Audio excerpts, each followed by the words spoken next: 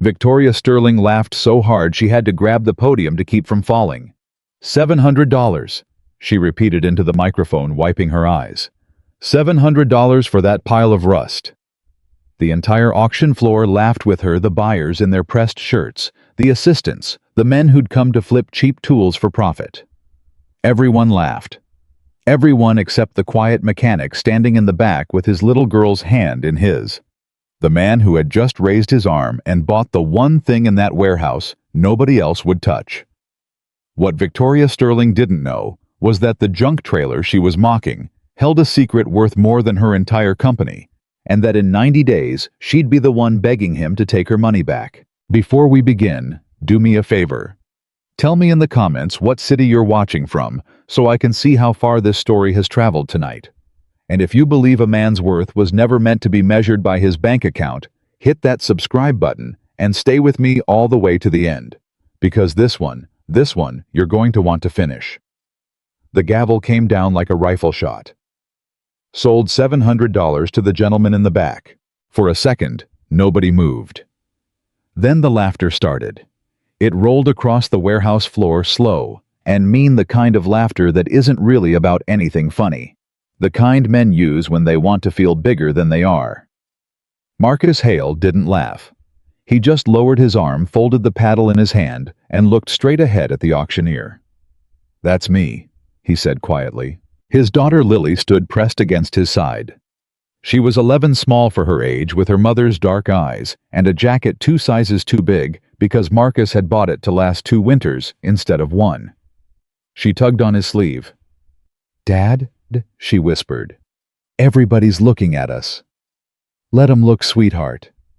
"Dad, that thing is broken. The tires are flat." "I know." "Then why?" "Because sometimes," Marcus said, keeping his voice low and even, "people throw a thing away because they never learned how to look at it. Come on."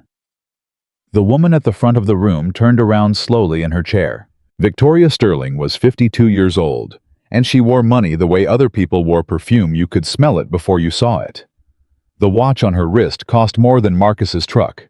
She owned Sterling Automotive Group, and she owned the auction company running this whole warehouse, and she'd only come down here today because her lawyers said the quarterly liquidation looked better with the CEO's face on it.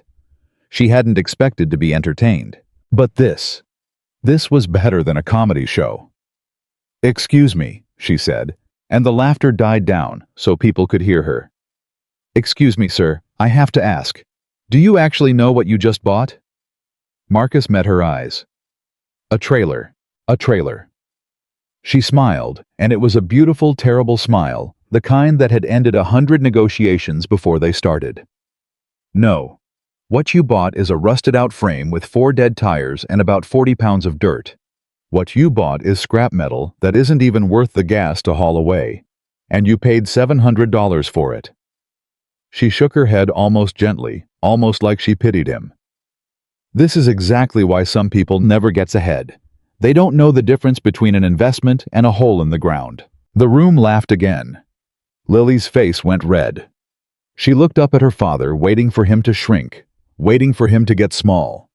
The way she'd watched grown men get small around people like this woman. Marcus didn't get small. "You're probably right, ma'am," he said. And then he did something nobody expected. He smiled an easy, tired, honest smile, and he added, "But it's mine now, so I guess it's my mistake to make." Something flickered across Victoria's face. Just for a second. She wasn't used to being agreed with. Disagreement she could crush. But this quiet man just handing her the win and walking off with his prize anyway, that she didn't have a play for. "Sign the release with the clerk," she said, turning back around. "And good luck getting it up your driveway." Marcus took Lily by the hand and walked to the clerk's table. The clerk was a heavy-set man named Danny, with a clipboard and a nervous way of not looking anybody in the eye. He slid the paperwork across. "Lot 417, Danny mumbled. "The old trailer. You sure about this, buddy? I can probably still cancel it if you—" "I'm sure. It's just—" Danny lowered his voice. He glanced up toward the front of the room, toward Victoria, and then back down. "Look, between you and me, they've been trying to move that thing for 2 years. Nobody wants it. It came out of the old Sterling storage yard, the one they closed down. It's been sitting under a tarp since before I started. Marcus's pen stopped moving. Since before you started? Yeah. How long you worked here? 3 years, give or take. Marcus looked at him. It was a small look, but it was the first flicker of the man he used to be, a man who noticed things other people walked right past. So this trailer's been under a tarp taking up floor space in a building where floor space costs money for 3 years, and they never scrapped it. Danny shrugged. I don't make the calls, man. No, Marcus said. I'm just saying. That's a funny thing to hold on to if it's really worth nothing. He signed his name slow and careful. Marcus Hale. You mind if I ask you something, Danny? How'd you name tag? Marcus tapped his own chest. You said it came out of the old storage yard. You remember anything else about it? Anything at all. Danny hesitated. He glanced toward the front of the room again, and this time Victoria wasn't looking. She'd gone back to her phone, and something in the man's shoulders relaxed a half-inch. I remember the manager telling us not to open it, Danny said quietly. Marcus went still. Not to open it. There's a panel on the side, bolted shut. Foreman told us first week I was here, don't mess with the bolted panel on 417, just leave it tarped. It's inventory, corporates dealing with it. He shrugged again, but it was a different kind of shrug now, the kind that had a question buried in it. I always figured it was just, junk they hadn't gotten to. But you're right. 3 years is a long time to keep junk. You mind telling me who the foreman was? Gone, retired, moved to Arizona, I think. Danny took the signed paper back. Listen, you didn't hear any of this from me. Okay, Ms. Sterling, she doesn't like it when people talk about the yard. There was some kind of thing years ago. Lawyers. Nobody says much about it. Marcus took his copy of the receipt, folded it once, and put it in the inside pocket of his coat, right over his heart, the way a man carries something he's decided to protect. Thank you, Danny, he said. You've been more help than you know. They loaded the trailer with a borrowed forklift and 2 teenagers who kept snickering about the $700 special. Marcus paid them $20 each and thanked them by name and didn't say a word about the snickering. Lily watched him do it, watched her father stay steady while grown boys laughed at him, and she filed it away, somewhere she'd remember for the rest of her life. The trailer barely fit behind the truck. The dead tires had to be dollied. The whole thing groaned when they finally chained it to the hitch. As they were pulling out of the lot, a black car eased up alongside them. The window came down. Victoria Sterling looked out from the back seat, one arm draped along the door. Change your mind yet? She called. Marcus rolled his window down halfway. About what? I'll give you your $700 back. Cash. Right now. Save you the trouble of hauling that eyesore all the way home just to realize you wasted your Saturday. For a moment, Marcus just looked at her. And here's the thing. Victoria didn't understand, would not understand. For another 3 months, the offer told him everything. A woman with a private jet and a corner office does not chase a mechanic across a parking lot to buy back scrap metal. Nobody does that. Nobody wastes 30 seconds of their day on something that's actually worthless. No thank you, Marcus said. Her smile tightened.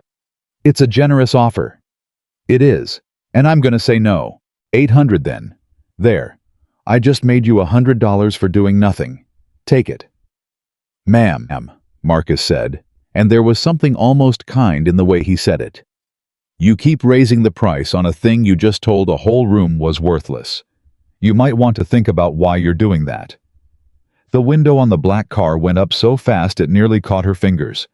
The car pulled away. Lily stared at her father. Dad, she offered you $100. We could use $100. I know we could, baby.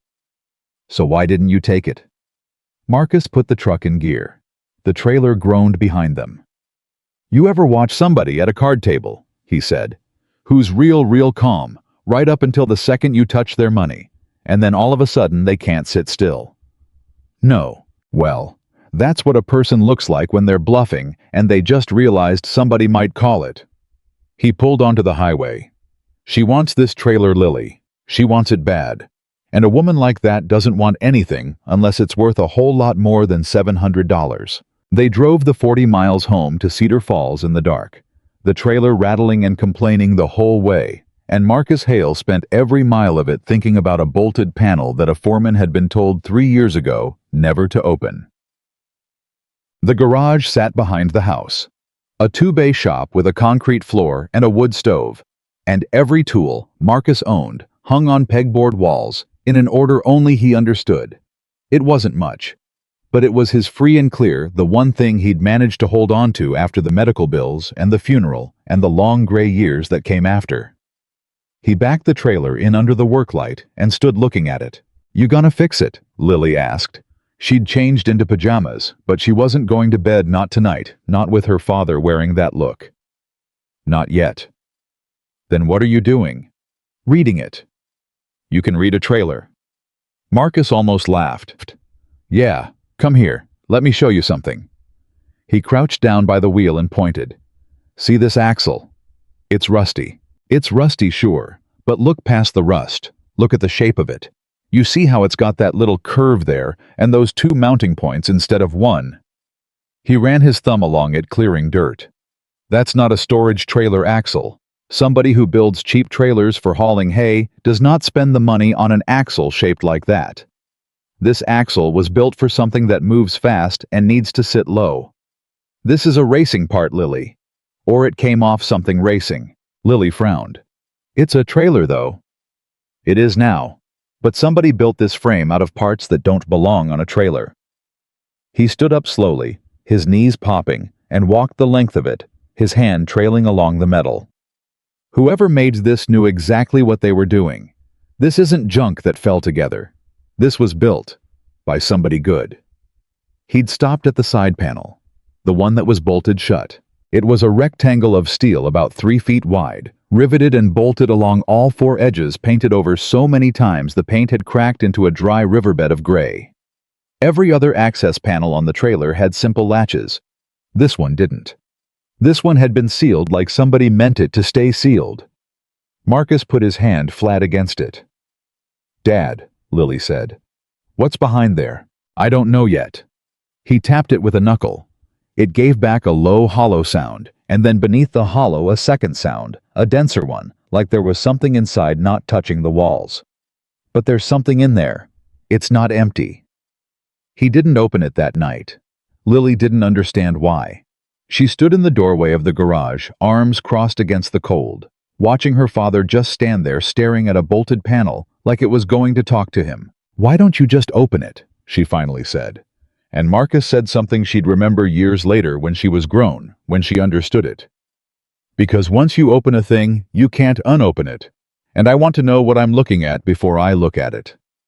He turned off the work light. "Go on to bed, baby. It'll still be here in the morning." But Marcus didn't go to bed. He sat at the workbench under a single lamp, and he pulled out his phone, and he did something he hadn't done in 6 years. He logged into an account under a name that wasn't quite his.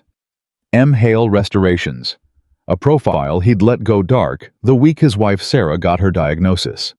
Back when he was somebody else. Back when men flew him across the country to look at cars they'd paid millions for, because Marcus Hale could tell you just by putting his hands on a chassis whether it was the real thing or a beautiful lie. He'd walked away from all of it. He'd let the world forget him. It had been easier that way, easier to be nobody. Easier to grieve where nobody was watching, easier to raise a little girl in the quiet. But tonight, he opened a message window, and he typed a name he hadn't spoken out loud in years. "Walter. You still checking this thing?" "It's Marcus. Marcus Hale.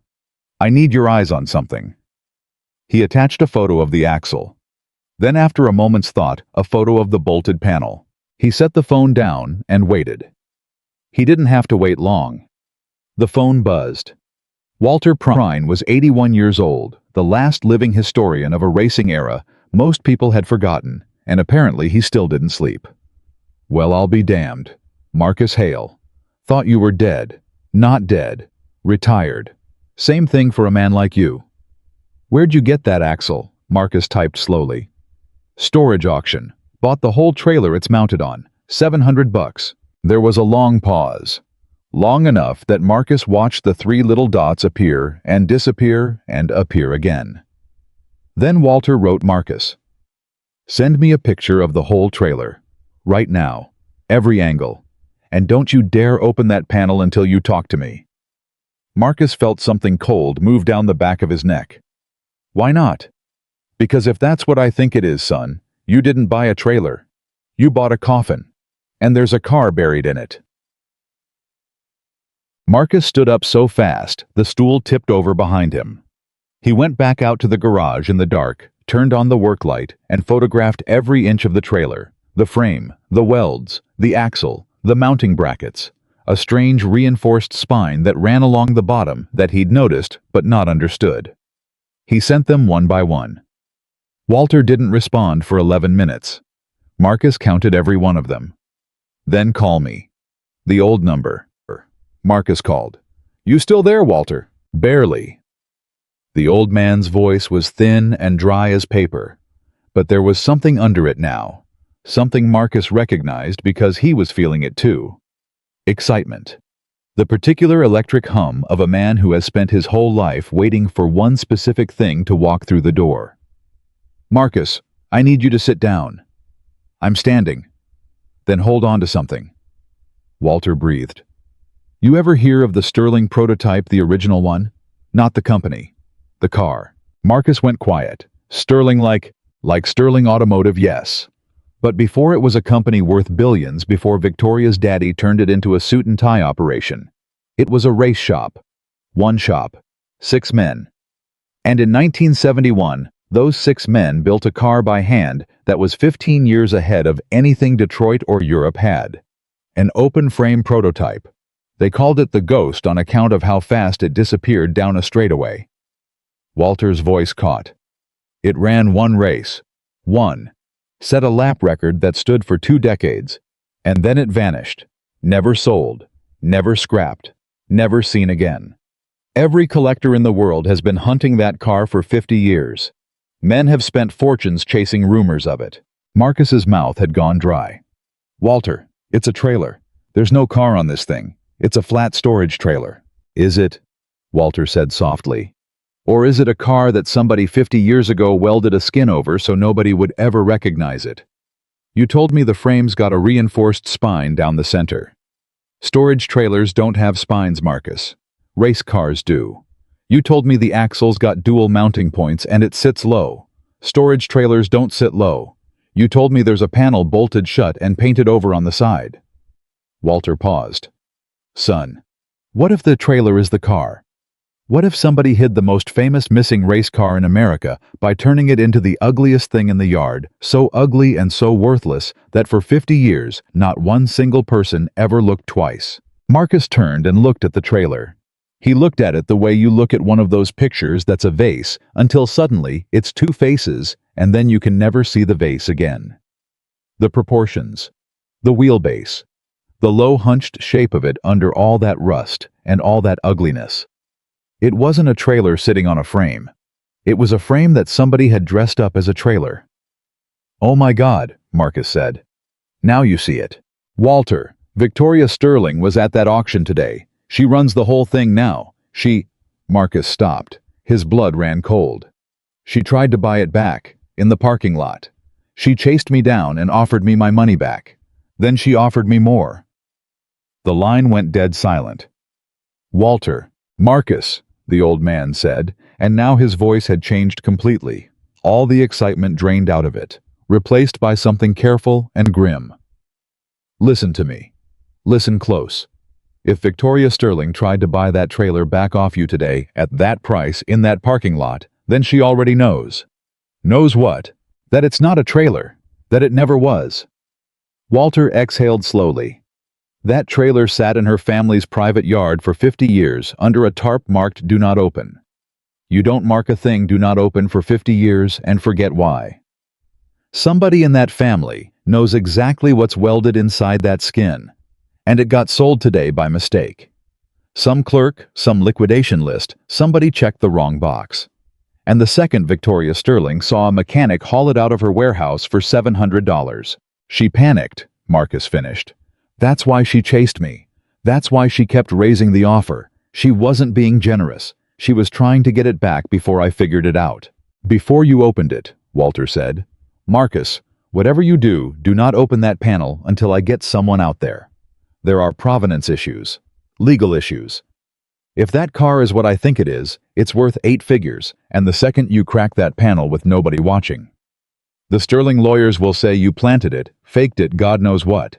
You need witnesses. You need documentation. You need to do this right or that woman will bury you in a courtroom so deep your granddaughter won't dig out. Marcus stood very still in the cold garage, one hand on the frame of a car that 50 years worth of the richest men alive had failed to find that he'd bought for the price of a used lawnmower. And he understood all at once exactly what kind of storm was about to break over his small, quiet life. Walter, he said, how much if it's real? How much is it worth? The old man was quiet a moment. The last verified car from that shop, and it wasn't even the Ghost. It was one of the ordinary ones sold 4 years ago for $22 million. Walter let that number sit in the silence. The Ghost Marcus, the one that ran that one race and vanished the holy grail of American racing. There is no price, because it's never come to market. You could name your number, any number, somebody would pay it. Marcus lowered himself slowly onto the tipped-over stool he'd righted without noticing. 22 million, for the ordinary one. He thought about the mortgage he'd nearly missed last spring. He thought about Lily's winter coat, bought big to last 2 years. He thought about the way Victoria Sterling had wiped tears of laughter from her eyes and told a whole room that this was exactly why some people never got ahead. And then he thought about the way she'd chased his truck across a parking lot. Walter, he said quietly, get me those witnesses. Get me a lawyer if you know one. Because I've got a receipt in my coat pocket with my name on it, and a bill of sale, and a whole room of people who watched that woman sell me this trailer for $700 while she laughed in my face. He looked up at the shape in the dark. She made her choice in front of witnesses, and I'm not giving it back. That's my boy, Walter said. That's the Marcus Hale I remember. Now before I let you go, there's one more thing you need to know, and I want you sitting down for it. I'm sitting. 6 men built that car in 1971. 6. I knew every one of them. 5 are dead now. Walter's voice softened into something almost tender. The 6th, the young one, the kid who did the metalwork, the one who welded that skin on and hid the Ghost, so it'd never be found. Nobody ever knew what happened to him. He disappeared right around when the car did. Some folks said he took it. Some said the Sterlings ran him off. A pause. His name was Raymond Hale. The garage went very quiet. Marcus, Walter said gently. Any chance that means something to you? Marcus Hale stared at the reinforced spine of the car in the dark, and his hand resting on the cold metal began very slightly to shake. That was my father, he whispered. I know, son, Walter said. I've known since you sent me the first picture. Because there's exactly one man alive who'd look at a rusted trailer at a nothing auction in the middle of Colorado and see a race car underneath, and that's the man who was raised by the fella who hit it. His old voice went rough. You didn't find that car by accident, Marcus. It found you. 50 years it waited in the dark for the one person on earth who'd know what he was looking at, and you walked into that room and raised your hand. Down the hall. A light clicked on. Small footsteps. Lily appeared in the doorway of the garage in her 2 big pajamas, rubbing her eyes. Dad, I heard you talking. Who are you talking to? Marcus looked at his daughter. Then he looked at the shape in the dark that his own father's hands had built and hidden half a century ago. And for the first time since Sarah died, since the day the world went gray and stayed gray, Marcus Hale felt something crack open in his chest that he'd thought was gone for good. Come here, baby, he said, and his voice wasn't quite steady. Come here. There's something I need to tell you about your grandfather. And 40 miles away, in a glass office on the top floor of the Sterling Tower, a phone rang on Victoria Sterling's desk at 2 in the morning, and a nervous voice on the other end said the 11 words that would begin the unraveling of everything she'd built. Ms. Sterling, it's about lot 417. We think he knows. Lily crossed the cold garage floor in her bare feet, and Marcus pulled a milk crate up beside the workbench for her to sit on. "Your grandfather," he started, and then stopped because he didn't quite know how to say it. "Baby, you know how I never talked much about him. You said he passed when you were little. He did, when I was 9. Marcus rubbed his face with both hands. "But before that, Lily, before I ever knew him as just my dad, your grandfather was one of the best men who ever built a race car with his own 2 hands. And 50 years ago, he built something so special that people are still looking for it today." Lily's eyes went to the trailer. That. "But it's ugly." Marcus laughed, and it surprised him the sound of it in the quiet. "Yeah, he made it ugly on purpose, sweetheart.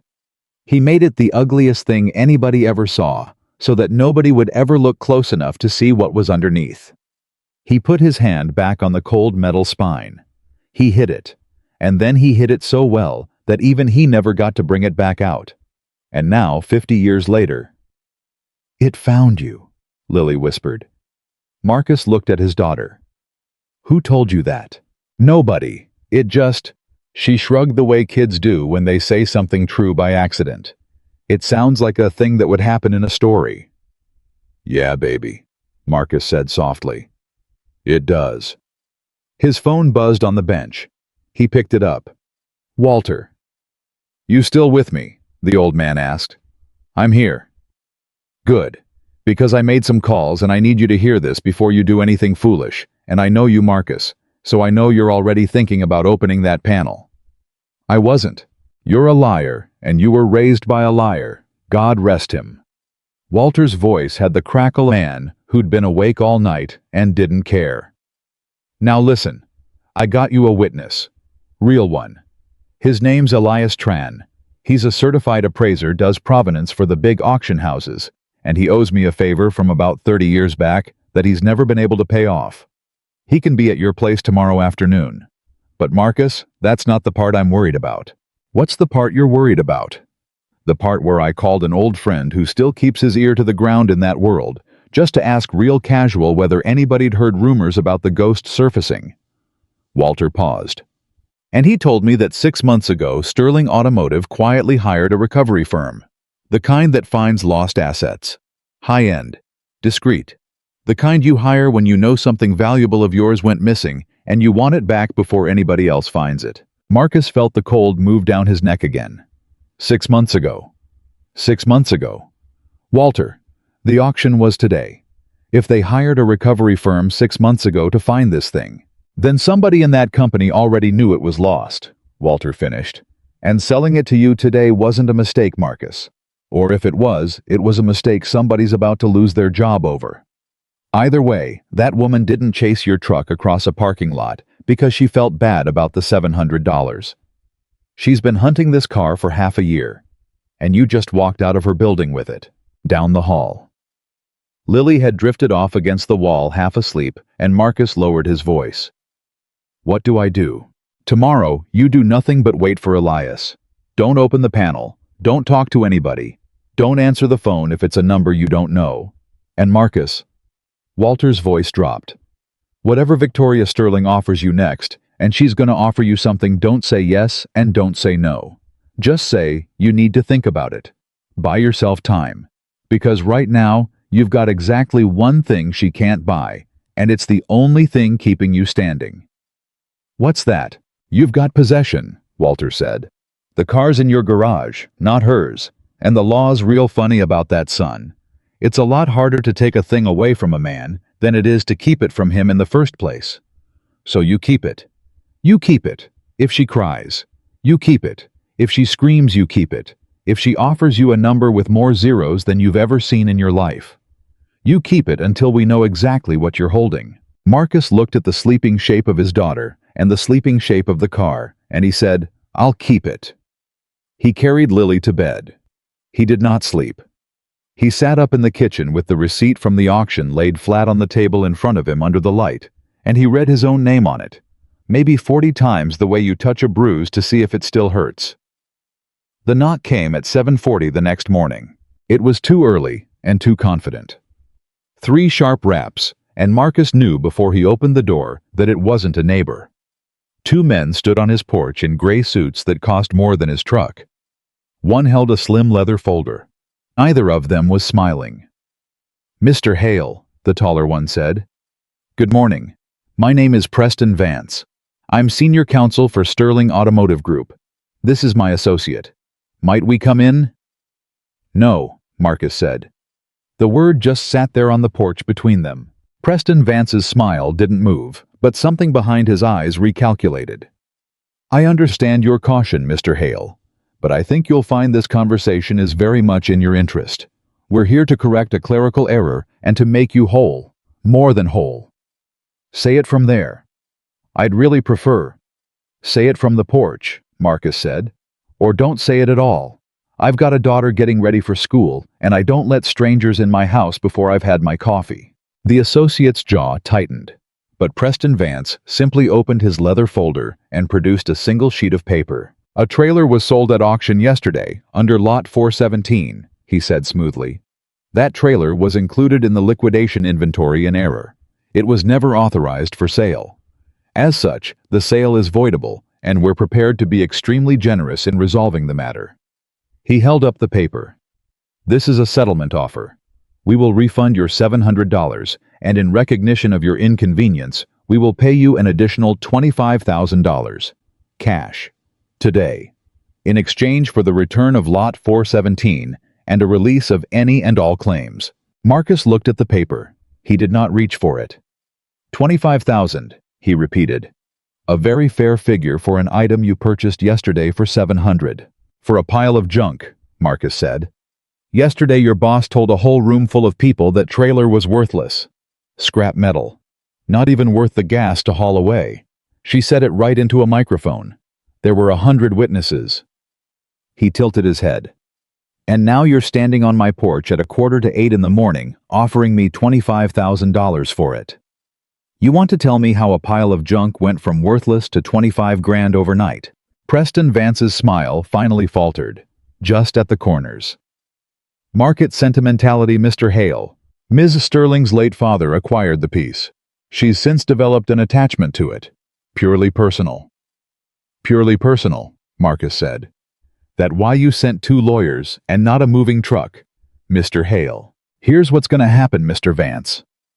Marcus stepped out onto the porch and pulled the door shut behind him so his daughter wouldn't hear, and the two men actually took a step back.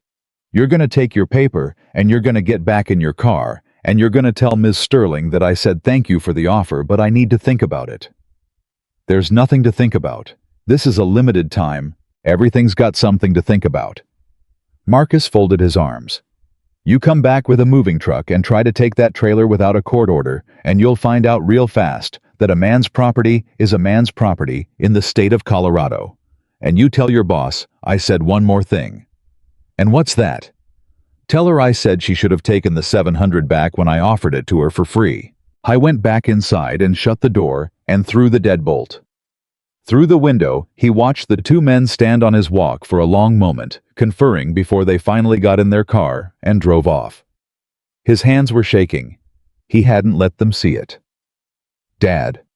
Lily was in the kitchen doorway, backpack on cereal bowl in her hands. "Who was that?" "Nobody, baby. Wrong house. Finish up, I'll drive you." But when he came back from dropping her at school, there was another car in his driveway. Not gray. Black. The same black car from the parking lot. Victoria Sterling was standing beside it in a coat that probably cost more than he made in a year, looking at his little house and his little garage with an expression he couldn't read. He got out of his truck slowly. "You lost Ms. Sterling. You turned down $25,000 this morning." She said it flatly, no preamble. "For a trailer you paid $700 for. Do you have any idea how insane that is?" "I've got some idea, yeah. My lawyers think you're being difficult on principle, that you're punishing me for what I said at the auction." She took a step toward him. "So let me apologize, directly. What I said was cruel, and it was unprofessional, and I'm sorry. There. Now can we please be adults about this?" Marcus studied her. It was a good apology. Clean, direct, no excuses. Under other circumstances, he might have even believed it. "You know," he said, If you'd led with that, I might have thought you meant it. Her face flickered. I do mean it. You mean the part where you want your trailer back. That part you mean with your whole heart. Marcus leaned against his truck. The apology's just the wrapping paper. You figured a poor man would be so grateful to hear a rich woman say, sorry, that he'd hand over anything you asked for. He shook his head slowly. I've been poor a long time, Ms. Sterling.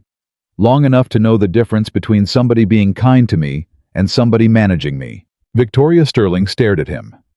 And for one unguarded second, the mask dropped, and Marcus saw what was underneath. And it wasn't arrogance. It was fear. Naked, cornered fear. What do you want? She said quietly. It wasn't a question. It was a surrender to a negotiation she'd realized she was losing. I want to know what's in the trailer, Marcus said. It's a trailer. Ms. Sterling. It's an old trailer with sentimental value. Your family kept it under a tarp for 50 years, marked Do Not Open. Marcus watched every muscle in her face freeze. You hired a recovery firm 6 months ago to find it after it went missing from your yard. You offered me my money back in a parking lot 10 minutes after you sold it to me. You sent 2 lawyers to my porch at dawn with $25,000 in cash. He straightened up off the truck. Now you tell me, Victoria, does that sound like a trailer with sentimental value? Or does that sound like a woman who knows exactly what she just lost? The silence stretched out so long, a dog barked 2 houses down, and neither of them flinched. Where did you... Victoria's voice had gone hoarse. Who told you about the recovery firm? And that right there was the whole game. Because a woman who had nothing to hide would have said, what recovery firm? A woman who was telling the truth would have laughed. But Victoria Sterling asked who told you, and in 3 words, she confirmed everything Walter had said, everything Marcus had guessed, standing right there in his own gravel driveway. Marcus didn't answer her. He just let her hear the sound of her own question hanging in the air. Her jaw set. The fear went away, and the CEO came back, all of it all at once, and Marcus watched it happen, like watching a door slam. $50,000, she said. No. 100,000. No. You're being a fool. You're a mechanic. You have no idea what you're holding. No idea how to sell it. No idea how to fight the machine I will bring down on you if you make me. I am offering you $100,000 in cash to walk away from a legal nightmare that will cost you everything you own. Her voice rose. Your house, your truck, that garage. I will tie you up in court for a decade. Mr. Hale and I will win because I have 400 lawyers and you have a receipt, so take the money. Marcus looked at her for a long moment. You keep raising the number, he said. You did it at the auction. You're doing it now. 700, 825,000, 50, 100. He shook his head. You want to know the funny thing, Victoria? Every time you say a bigger number, you tell me more about what's really in that trailer. A woman doesn't offer $100,000 for something worth $100,000. She offers $100,000 for something worth 10 times that. Maybe 100 times. He watched her face go white. So thank you. Every offer you make is another piece of proof. Keep 'em coming. Victoria Sterling had spent 30 years in boardrooms. She had broken CEOs twice her size, taken over companies from men who thought her a joke, buried competitors who underestimated her. And she stood in a mechanic's driveway in Cedar Falls, Colorado, and for the first time in her adult life, she did not know what to say. So she said the thing people like her always say when they run out of everything else. You have no idea who you're dealing with. No, ma'am, Marcus said. But I'm starting to, and so are you. She got in her car and drove off, gravel spitting from the tires, and Marcus stood in his driveway breathing hard, and his phone was already ringing. Walter. She just left, Marcus said. I know, I could feel it from here. What did she offer? Started at 50, ended at 100,000. Walter let out a low whistle that turned into a laugh that turned into a cough. 100,000. Oh, Marcus. Oh, that's beautiful. You know what that means, don't you? That it's real. That she's certain it's real. A woman like that does not gamble $100,000 on a maybe. She knows. She's always known. Walter's voice sharpened. Now listen, Elias is on his way. He'll be there by 2. But something's changed, son. And I need you to be smart. Because a $100,000 offer that gets turned down doesn't make a woman like Victoria Sterling go home and think about it. It makes her stop being nice. The lawyers, the money, the apology, that was the easy way. When the easy way doesn't work, people like her go to the hard way. What's the hard way? I don't know yet, Walter said grimly. But you'll know it when it shows up. Keep that garage locked. Keep your daughter close. And keep your phone charged, because I don't think this stays quiet much longer. Elias Tran arrived at 2:15 in a dusty rental car, a compact man in his 60s, with reading glasses pushed up on his forehead and a canvas bag of tools that clinked when he walked.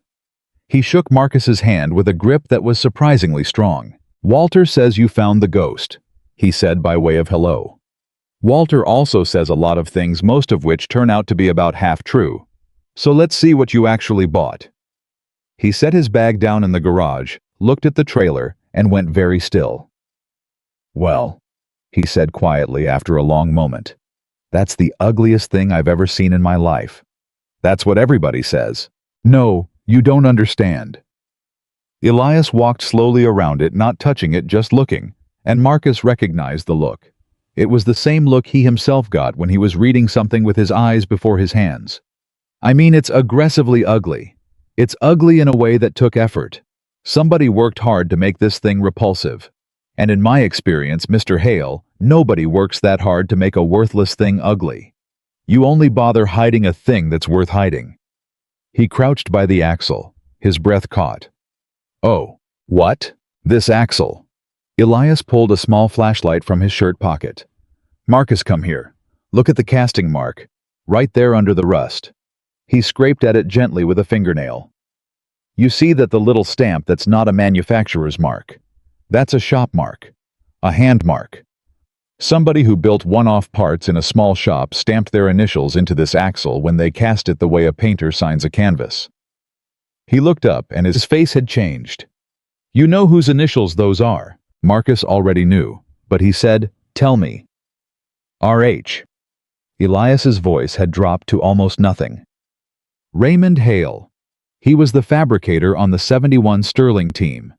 Best metal man of his generation. He signed everything he built right here in this exact spot, in this exact way. I've seen it on 3 verified pieces in 40 years. Elias stood up slowly, his knees cracking, and he looked at Marcus with a strange expression. Hale. Your name is Hale. He was my father. Elias sat down heavily on the milk crate Lily had used the night before. Then you'd better sit down too, he said, because I need to tell you what happens next, and it's going to sound like a movie, and I need you to understand that it's real. Marcus stayed standing. There are 3 men in the world, Elias said, with the money and the desire to own the ghost. I know all 3 of them personally.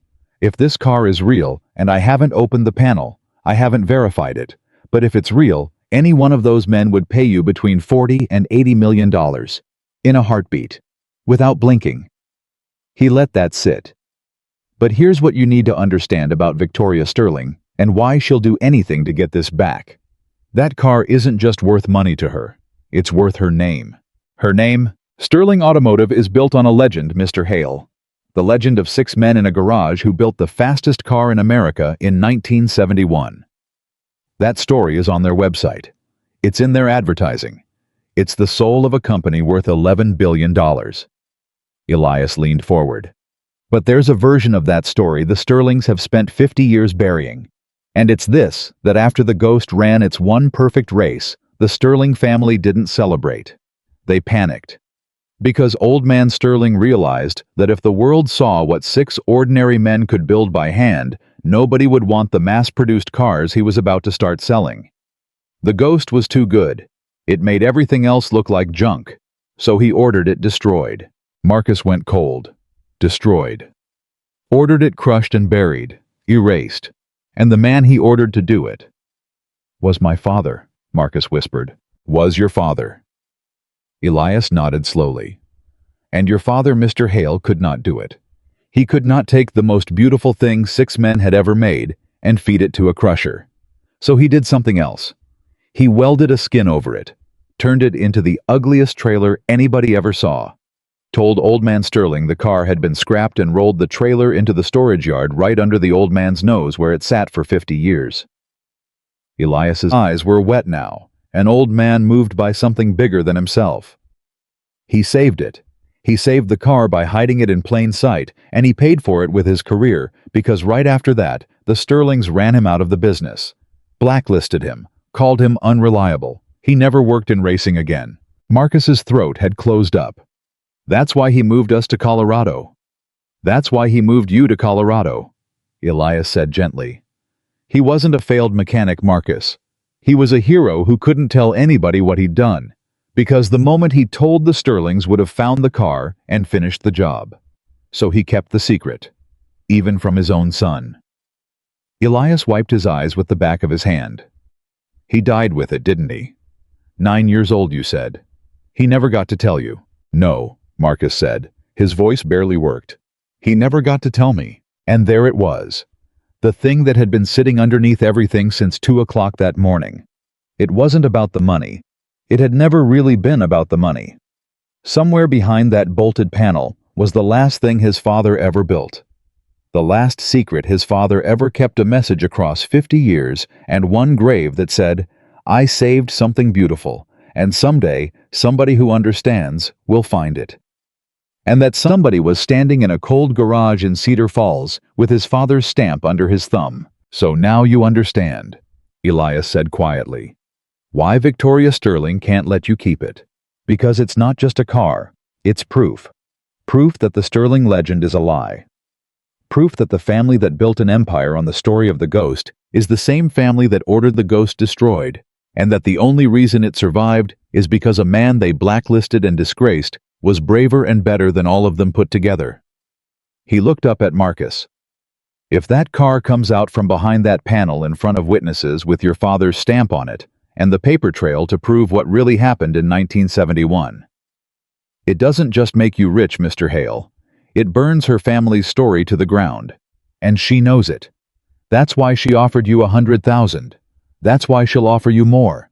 And that's why when the money doesn't work, she is going to try to destroy you. Marcus's phone buzzed. Then it buzzed again. Then it started ringing, and the number was blocked, and Marcus looked at Elias, and Elias said, "Don't answer that."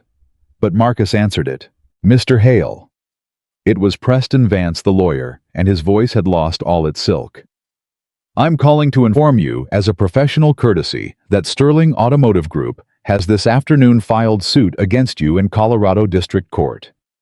We are alleging that the sale of Lot 417 was fraudulently induced, that the item was removed from our inventory without authorization, and that you are in possession of stolen corporate property." Marcus's blood ran cold.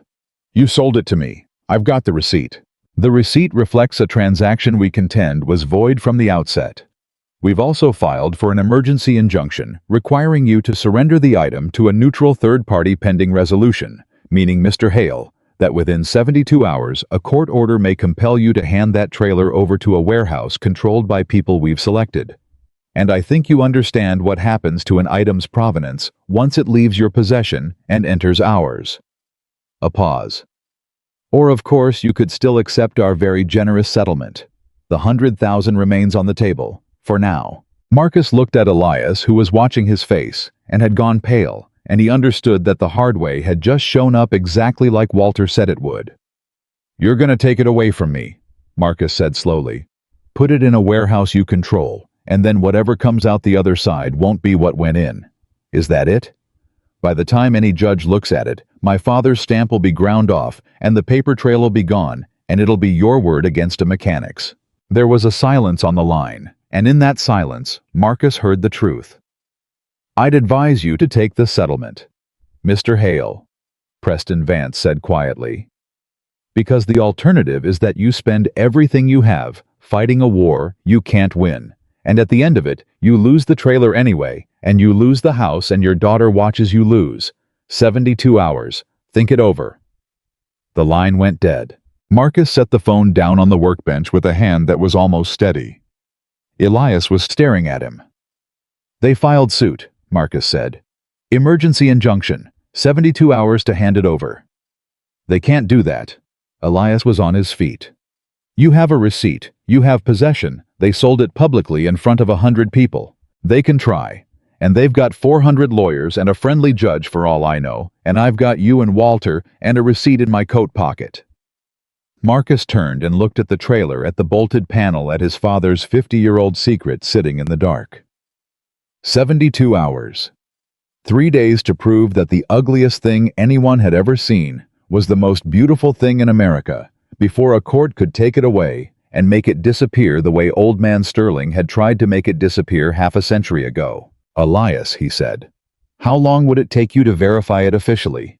On the record, documented, photographed, witnessed, so airtight that no lawyer on earth could say it was faked. Elias hesitated. If I open that panel, and it's what we think it is, a full verification with proper documentation, chain of custody, expert affidavits, 2-3 weeks minimum, done right. I've got 72 hours. Then it can't be done right.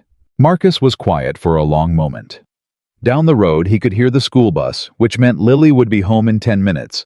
Home to a house that $100,000 apology and 400 lawyers were trying to take out from under her. Then we don't do it right, Marcus said. We do it loud. Elias frowned. What does that mean? Marcus picked up his phone and called Walter. The old man answered on the first ring.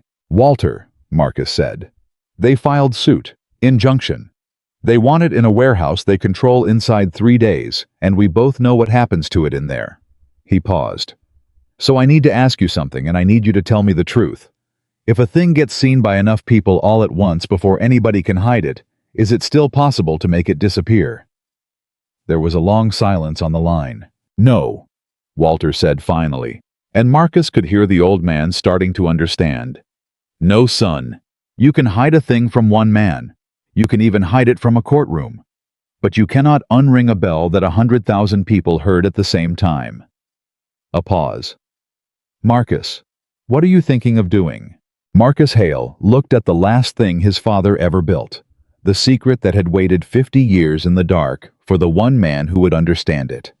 And he thought about a woman who had laughed at him into a microphone in front of 100 people and about the 72 hours ticking down over his daughter's head. I'm thinking, Marcus said quietly, that Victoria Sterling made one mistake she can't take back. She humiliated me in public, in front of witnesses, on the record. He set his jaw. So I'm going to give her exactly what she gave me. In public, in front of witnesses, on the record. And I'm going to do it before that injunction ever reaches a judge's desk. Marcus, get everybody you can, Walter. Every historian, every collector, every reporter who ever wrote a word about that car.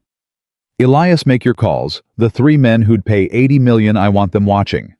Because in 72 hours, I'm going to open that panel. His voice didn't shake at all now. And I'm going to make sure the whole world is looking when I do. The plan took shape over the next 30 hours, the way things do when a man has run out of everything except nerve. Walter worked the phone from his kitchen in Arizona, calling names. Marcus had never heard mostly the last keepers of a story the world had half forgotten. Elias worked the other side, the money side, the 3 men who could write a check for $80 million without touching the principal. And Marcus worked the one thing only he could do. He got the trailer ready. Not to open it. Not yet. Just ready. You understand what you're risking, Elias said on the second morning, watching Marcus check the panel bolts for the 10th time without turning them. If you open that panel in front of cameras, and it's not the ghost, if it's empty, if it's some other car, if your father hid something entirely different in there, you don't just lose.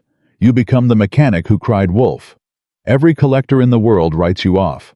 And Victoria Sterling walks away clean because now you look like a fraud. It's the ghost, Marcus said. You don't know that. You haven't looked. I know my father. Marcus set down his wrench. I know the axle's got his stamp on it. I know he was ordered to destroy something beautiful and couldn't do it. I know he hid it so well it took 50 years and his own son to find it.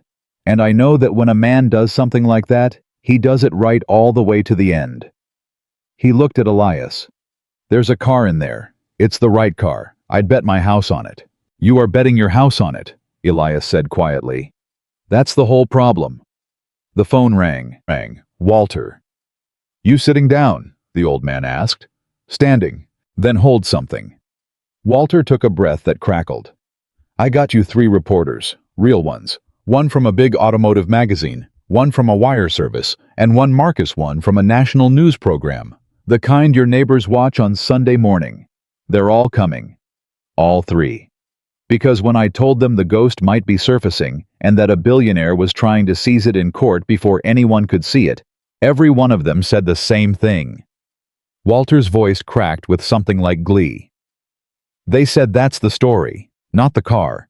The car's just metal. The story is a billionaire trying to make the truth disappear and a working man standing in the way. That's the story people can't stop watching. Marcus closed his eyes. When, tomorrow, 10 a.m. your garage. All 3 plus Elias's collectors dialing in on video, plus every historian I could still get on the phone. A pause. That's about 18 hours from now, son. And I'd bet you every dollar I've got that Victoria Sterling knows it's happening within the hour, because a thing this big doesn't stay quiet, and the second she finds out, she'll try to stop it. She'll try to stop it, Walter agreed. So you keep that garage locked, and you keep your girl close, and you don't open that door for anybody until 10 a.m. tomorrow. You understand me, nobody? Marcus understood. Marcus. I did not sleep that night either. He sat in the garage with the wood stove going and his father's 50-year-old secret in front of him, and around 3 in the morning. Lily came out in her 2 big pajamas and sat on the milk crate without a word, and the 2 of them just watched the shape in the dark together, the way you'd sit up with something that mattered. Dad, she said finally, what if it's not there? Then it's not there. But everybody's coming, the reporters and everything. What if you open it and it's just empty? Marcus was quiet for a moment. You know what your grandfather would say to that? You never met him past 9. No. But I've been thinking a lot about him these last 2 days, and I think I finally understand him, and I think he'd say this. Marcus put his arm around his daughter. He'd say that a man who only does the brave thing when he's sure it'll work isn't brave at all. He's just careful. The whole point of being brave is you do the right thing before you know how it ends. He kissed the top of her head. Your grandpa hid that car not knowing if anybody would ever find it. He did the right thing into the dark, Lily, with no promise anybody would ever thank him for it. So tomorrow, whatever's behind that panel, I'm gonna open it in front of God and everybody. And if it's empty? He shrugged. Then at least I did it the way he'd have wanted, loud and honest and not scared. Lily leaned into him. I think it's there, she whispered. Yeah, baby, Marcus said. Me too. The knock came at 6:40 in the morning, and it was not a reporter. Marcus knew it the second he heard it, because it was the confident knock again. And when he opened the door, Victoria Sterling was standing on his porch alone. No lawyers, no black car idling behind her. Just her in a plain coat, her face without the armor for once. May I come in? She said. Please, 5 minutes, no lawyers, just you and me. Marcus looked at her a long moment. Then he stepped back and let her in, and Lily, watching from the hallway, went quiet, the way children do when they can feel that the grown-ups have arrived somewhere important. Victoria sat at the kitchen table. Marcus poured 2 cups of coffee and set one in front of her, and she looked at it like she'd forgotten people did things like that. You've arranged for reporters to come today, she said. 10 o'clock. You've got good ears. I've got 400 lawyers and a lot of money, Mr. Hale. I have very good ears. She wrapped her hands around the coffee cup. I'm not going to threaten you. I'm past that. The injunction hasn't cleared yet, and it won't before 10, and we both know it. By the time a judge signs anything, that panel's already been opened on national television, and there's nothing my 400 lawyers can do about a bell that's already rung. She looked up at him. You outmaneuvered me. A mechanic outmaneuvered me. I've been trying to figure out how all night, and I finally understood it about an hour ago. You didn't beat me with money or lawyers. You beat me with witnesses. You took the one thing I can't buy 100,000 people watching at the same time, and you made it your weapon. A thin, exhausted smile. My father would have admired you. He'd have hired you and then destroyed you, but he'd have admired you first. Your father ordered my father to crush that car, Marcus said quietly. Victoria went still. You know about that. I know all of it. I know your grandfather built an empire on the story of 6 men in a garage, and then when those 6 men built something too good, he tried to have it destroyed because it made his real cars look like junk. I know my father was ordered to crush it, and couldn't, and hid it instead, and got blacklisted for the rest of his life for a crime he committed by refusing to commit a worse one.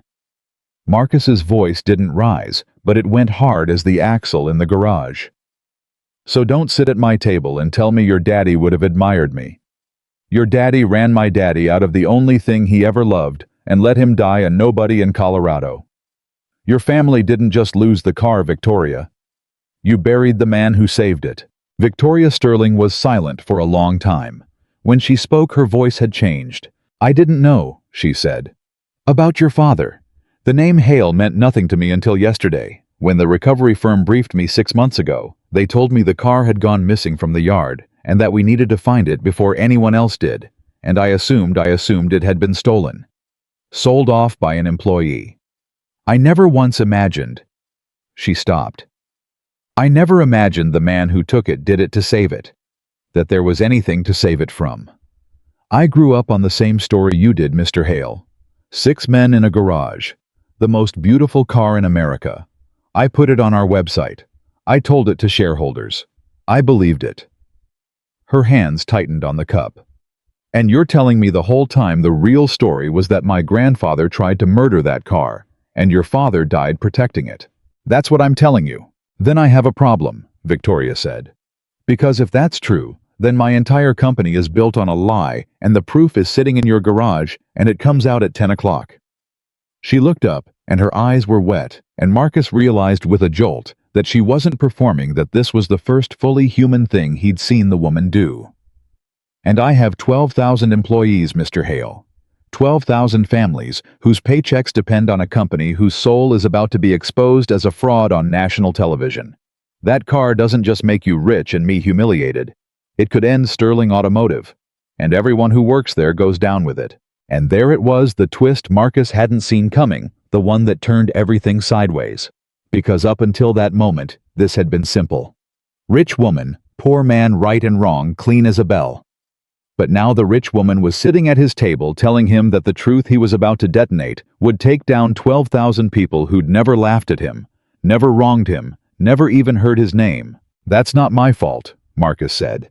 But it came out less certain than he meant it to. No, Victoria agreed. It's mine, and my grandfather's. But it'll be their consequence. She pushed the coffee away. I'm not here to threaten you, and I'm not here to buy you off because I finally understand neither one works on you. I'm here to ask you one thing, and then I'll leave, and you can do whatever you decide is right. She took a breath. Is there a way to tell the truth about that car, your father's truth? The real story, everything did, without burning 12,000 innocent people to the ground to do it. Because if there is, I will help you find it.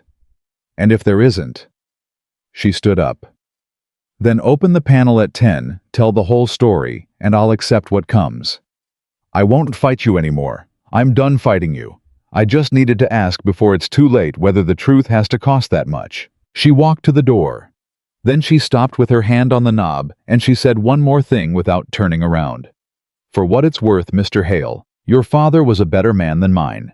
I've known that for exactly 1 day, and it's already changed how I see everything I inherited. Whatever you decide at 10 o'clock, I wanted you to hear me say it out loud.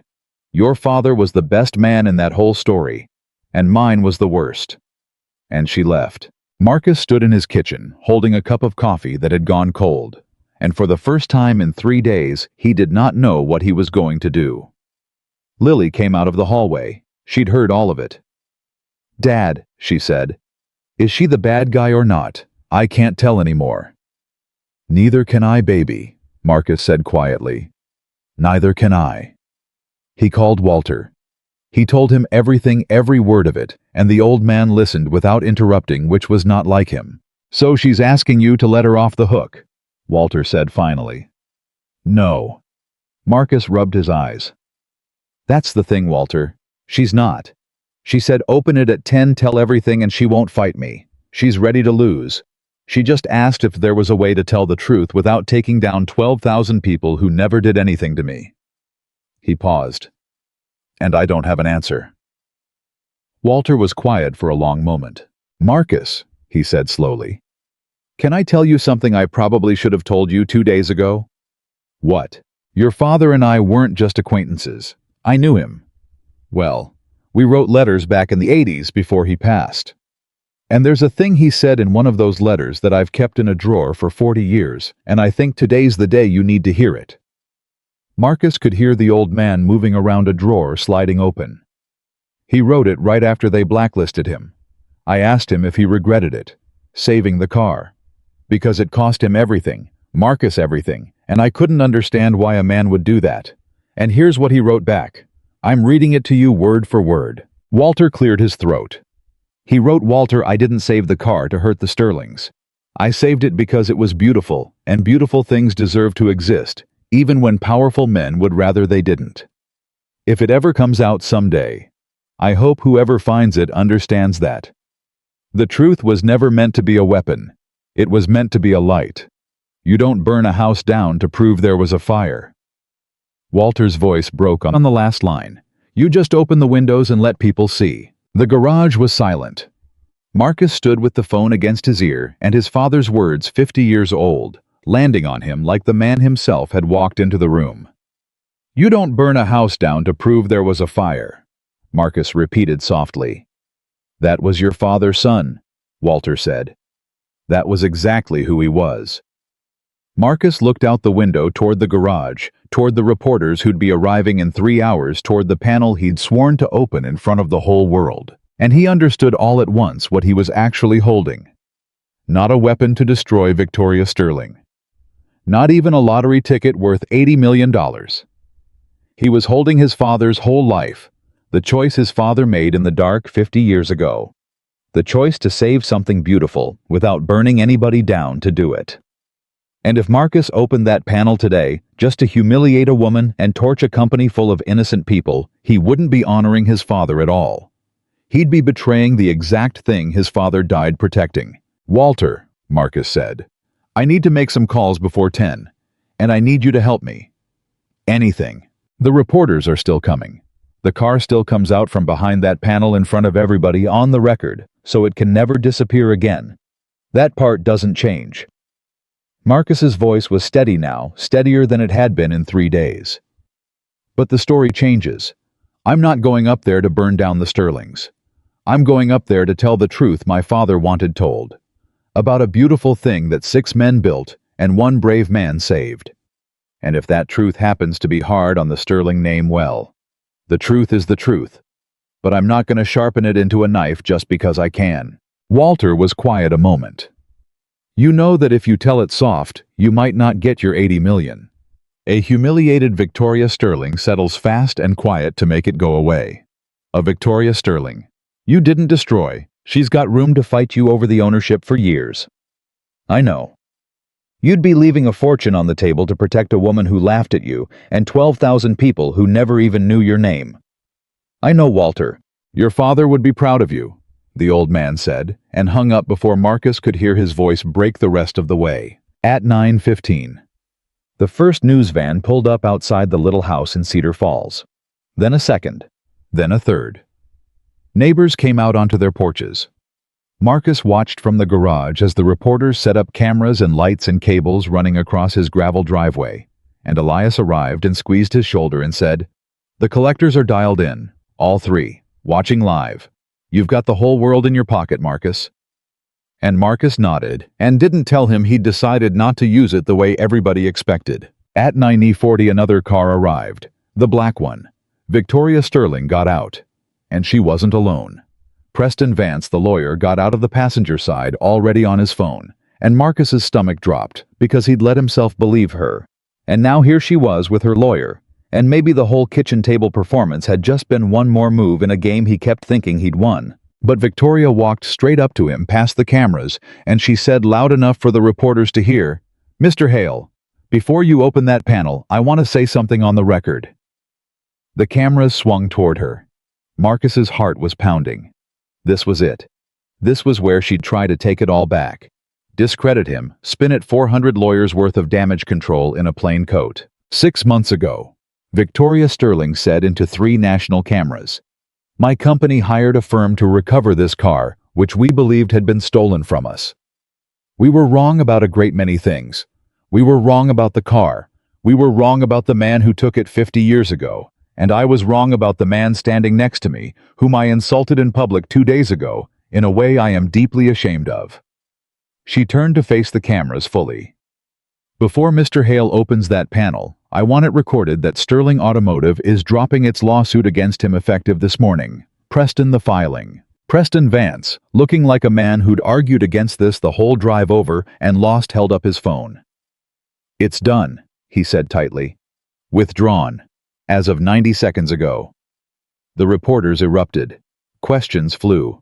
Victoria held up a hand, and they quieted, because that was a thing she knew how to do. "Whatever is behind that panel," she said, "belongs to Marcus Hale.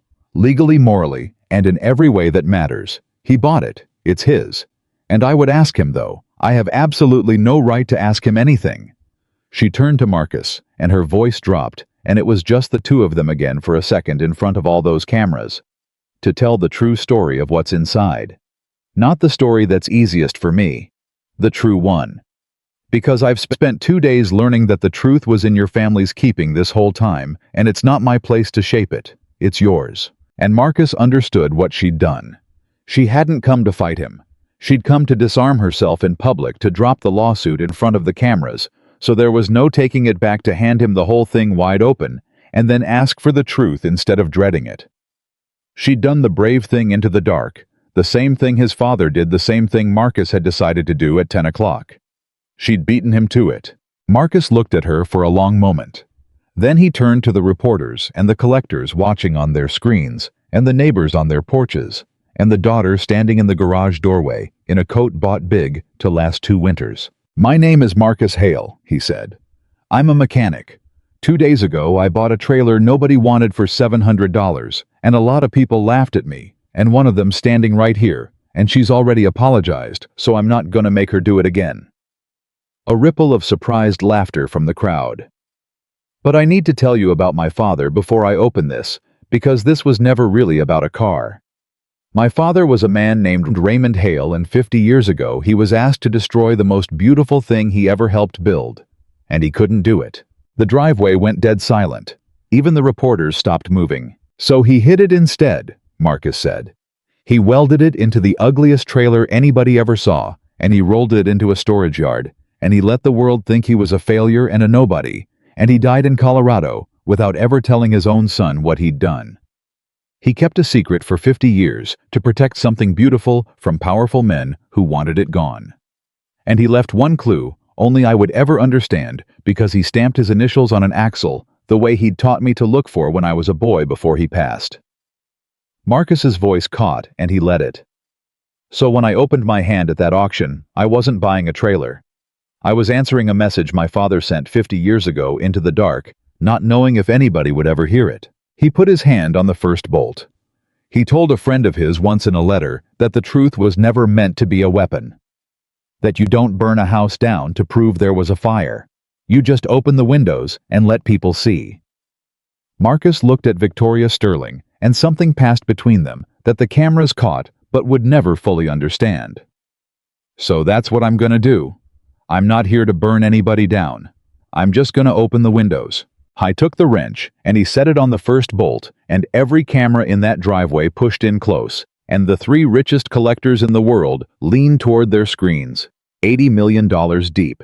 And Lily held her breath in the doorway, and Walter listened on a phone 800 miles away, and Victoria Sterling closed her eyes. And Marcus Hale began to turn the bolt his father had tightened 50 years ago. The first bolt fought him. 50 years of rust had welded it into place. And for a terrible second, Marcus thought it wouldn't turn at all, that his father had sealed this thing so tight it would take a torch, and there was no torching it now, not with 3 cameras and $80 million watching. He leaned into the wrench. His knuckles went white. "Come on," he muttered under his breath. "Come on, Dad, let me in." And the bolt broke free with a screech of metal that made half the driveway flinch and turned, and Marcus let out a breath he'd been holding for 50 years without knowing it. "One," he said. Nobody spoke. Somewhere a reporter whispered into a live mic, "You're watching Marcus Hale open a panel that's been sealed since 1971. And even that whisper felt too loud. The second bolt came easier. The third fought him again. Elias stood at his shoulder with a camera of his own, documenting every turn chain of custody on the record, exactly the way you do it, so no lawyer on earth can ever say it was staged. The fourth bolt. The fifth. Marcus's hands were slick with sweat and rust, and Lily had come out of the doorway, now standing at the edge of the crowd, watching her father do the thing his father did 50 years ago in reverse. 6, Marcus said. 7. There were 12 bolts. At the 8th, Victoria Sterling made a small sound. Not a word. Just a breath sharp, and Marcus glanced at her, and she had her hand pressed over her mouth, and he realized she was more frightened than anybody there, because whatever came out of that panel was going to rewrite the story of her whole family, and she was standing in front of 3 cameras, waiting to find out how. 9, Marcus said. 10. Preston Vance had stopped looking at his phone. 11. The last bolt.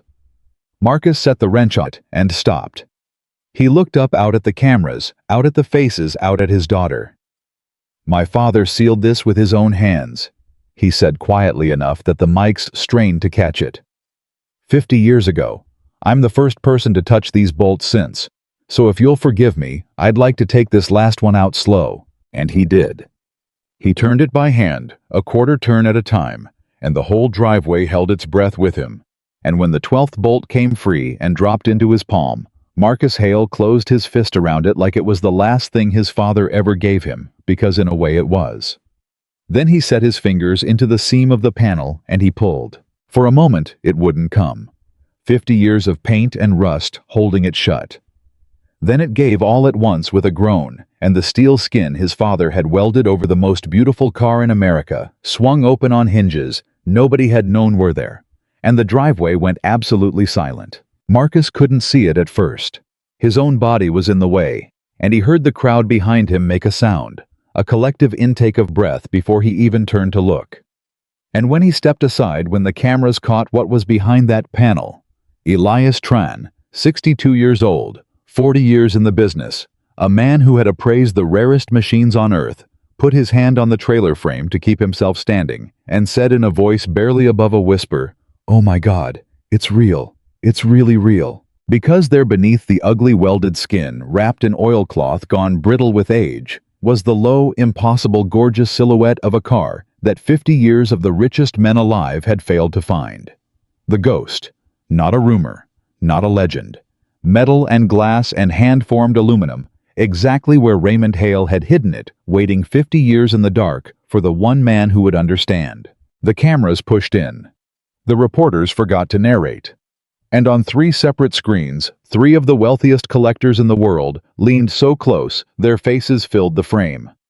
Marcus reached in gently and drew back a corner of the oilcloth, and there on the flank of the car, hand-painted 50 years ago by a man who'd been ordered to destroy it, was a single word in faded silver script. Sarah. Marcus went very still. "Dad," Lily said from the edge of the crowd. "Dad, what's wrong?" Because Marcus had gone white, and his hand was shaking on the oilcloth, and he couldn't speak for a moment. "Sarah," he finally said hoarse. "He named it Sarah." Elias frowned. "The car had a name. I never, none of the records ever mentioned a name. Who's Sarah?" And Marcus turned around, and his eyes were wet, and he looked at his daughter, and he said, "Your mother's name was Sarah Baby." His voice broke clean in half. "And so was your grandmother's. My mother. She died when I was 7, 2 years before Dad passed. He built this car the year before she got sick." He put his hand flat against the faded silver letters. He named the most beautiful thing he ever made after the woman he loved, and then he was ordered to destroy it. And he couldn't crush a thing with her name on it. Don't you see? That's why he saved it. It was never just about the car being beautiful. He couldn't finish. He stood in his own driveway with 50 years collapsing on top of him, At once his father and his mother and his own dead wife all folded into one faded word, painted on the side of a car, and the cameras caught all of it. A grown man undone by 6 letters his father had painted before Marcus was even born. And it was Victoria Sterling who stepped forward. She didn't say anything to the cameras. She walked up next to Marcus, and she looked at the name on the car, and then she looked at Marcus, and quietly, "Just for him," she said, "my grandfather ordered a man to destroy the thing he'd named after his dying wife." Her voice was thick. "God forgive us. God forgive my whole family. I didn't know. I swear before all these people, I didn't know what we were really asking that man to do." "He knew you didn't know," Marcus said, wiping his face with the back of his rust-stained hand. "That's what my father would have wanted you to hear. He never blamed the ones who didn't know, only the ones who did and looked away anyway." For a moment, the two of them just stood there, the mechanic and the billionaire in front of a car named after 2 dead women, and the whole world watching. And something ended between them that had started as a war and turned into something neither of them had a name for. Then Elias cleared his throat gently because somebody had to. "Marcus," he said, "I have to tell you something now on the record because these gentlemen are watching." He nodded at the screens. "And it's my professional duty. This car verified documented with the provenance you now have. The auction papers, your father's stamp, the whole story told publicly and on the record is the single most valuable American automobile in existence. There is no comparable sale. There is no ceiling." He looked at the 3 screens. "Gentlemen, would any of you care to open?" And the first collector, a soft-spoken man in Connecticut, whose family had made its money in steel, said without any drama at all, "50 million, to start." The driveway made a sound. "55, said the second from a study lined with books in London. 60, said the third, and he was smiling, "and I'll fly out this afternoon." Elias held up a hand toward the screens and turned to Marcus and said quietly, "You don't have to answer any of them right now. You don't have to do anything right now except breathe. That number's not going down. It'll be there tomorrow and next week and next year. Take your time." But Marcus wasn't looking at the screens. He was looking at his daughter. And Lily was looking at the name on the car. Sarah, her mother's name, her grandmother's name, and she'd started to cry quietly, the way kids cry when they understand something too big for them. And Marcus crossed the driveway and knelt down in front of her and took her face in his 2 rust-stained hands. "Hey," he said. "Hey, look at me, baby." "It's got Mom's name on it," Lily whispered. "I know. Grandpa put Mom's name on it. Grandma's name," Marcus said gently. "But it's the same name, and I don't think that's an accident, Lily. I think some things run in a family, like a river runs through a valley. Your great-grandpa loved a woman named Sarah so much, he named the most beautiful thing he ever built after her. And 30 years later, I met a woman named Sarah, and loved her the same way, and we made you." He wiped her tears with his thumb. "That car waited 50 years in the dark for me to find it. And when I did, it turned out to have your mother's name on it. Now you tell me that's just money, baby. You tell me that's just a number those men are shouting into a phone." "It's not just money," Lily said. "No," Marcus said. "It's not." He stood up. He turned around. $60 million sat waiting on 3 screens, and every reporter in the driveway had their eyes on him, and Victoria Sterling stood beside a car her family had tried to murder, and Marcus Hale mechanic made the decision that would define the rest of his life, and he made it out loud so nobody could ever say it hadn't happened. "I'm not selling it." Elias blinked. "Marcus, I heard the numbers. $60 million. I'm a mechanic who nearly missed his mortgage last spring, so believe me, I heard him." Marcus's voice was steady. "But my father didn't hide this car for 50 years so his grandkids could turn it into a check. He hid it because it was beautiful, and because it had the name of a woman he loved on the side of it, and because some things are worth more than what a man will pay for them." He looked at the 3 screens. "So I want to thank you, gentlemen. $60 million is more respect than I've been shown in my whole life, and I mean that. But this car isn't for sale. Not for 60 million. Not for 600. The Connecticut collector, the soft-spoken one, was quiet a moment. Then he said, "Mr. Hale, may I ask what you intend to do with it?" And Marcus surprised even himself with how fast the answer came, because it had been forming somewhere in him since 3 that morning, sitting in the dark with his daughter. "I'm gonna put it in a museum," he said. "A real one, where anybody can see it. Where a kid whose dad works with his hands can walk in on a Saturday and stand in front of the most beautiful car in America and read a little plaque that says a working man built it, and another working man saved it, and neither one of them ever got rich off it, and both of them did it anyway. Because that's the story my father wanted told. Not that the car was worth $60 million, that it was worth saving even when it wasn't worth a dime to anybody but him." The driveway was silent. And then from somewhere in the back, one of the neighbors started to clap. And then another. And then all of them, the whole street, the porches full of people who'd watched a mechanic get laughed at 2 days ago. Now watching him turn down $60 million, and the reporters were forgetting to be objective, and even Preston Vance, the lawyer, had his hand over his mouth. And Victoria Sterling was crying openly now. "Mr. Hale," she said, and her voice barely worked. "May I say something, on the record, to all of these cameras?" Marcus nodded. She turned to face them. And this was the second twist nobody in that driveway saw coming. Not the reporters, not the collectors, not Marcus himself. "My family built a company on a lie," Victoria Sterling said into 3 national cameras in front of the entire country. "We told the world Sterling Automotive was born from the story of 6 men and a beautiful car. And that part was true. But we never told the rest, that when those 6 men built something too good, my grandfather tried to destroy it because he was afraid it would make his profits look small. And the only reason that car exists today is because a man named Raymond Hale, whom my family blacklisted and ruined, was braver and better than everyone who signed his paychecks." She took a breath. "I've spent 2 days learning that my inheritance was built on the ruin of a better man. And I can't give Raymond Hale his career back. I can't give him his name back while he was alive to enjoy it. He died in Colorado a nobody because of what my family did to him." Her voice cracked. "But I can do this." She turned to Marcus. "Sterling Automotive is going to fund that museum," she said. "Every dollar of it. And it will bear your father's name, not mine, and not my grandfather's. The Raymond Hale Collection. And the first thing anyone will read walking through the door is the true story. All of it, including the part where my family tried to bury the truth and a mechanic wouldn't let us. I'll put my grandfather's shame on the wall in bronze if that's what it takes to honor your father's name."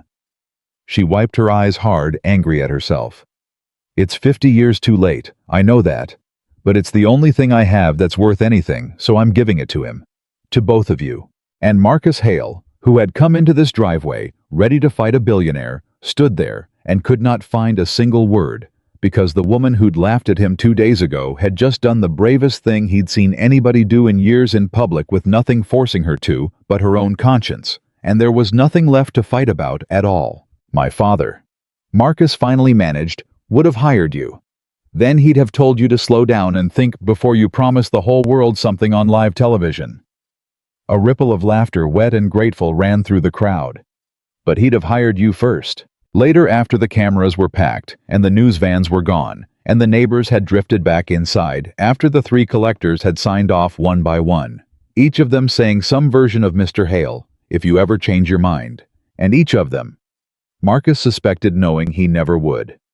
After all of it.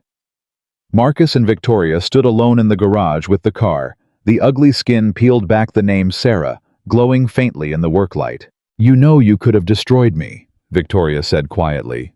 "This morning. You had every card. You could have opened that panel and told the whole story sharp instead of soft, and I'd have deserved it, and my company would be finished, and you'd have your 60 million and your revenge both." She looked at him. "Why didn't you?" And Marcus told her about the letter. About his father, blacklisted and finished writing to an old friend that the truth was never meant to be a weapon. That you don't burn a house down to prove there was a fire. You just open the windows and let people see. "You don't burn a house down to prove there was a fire," Victoria repeated softly.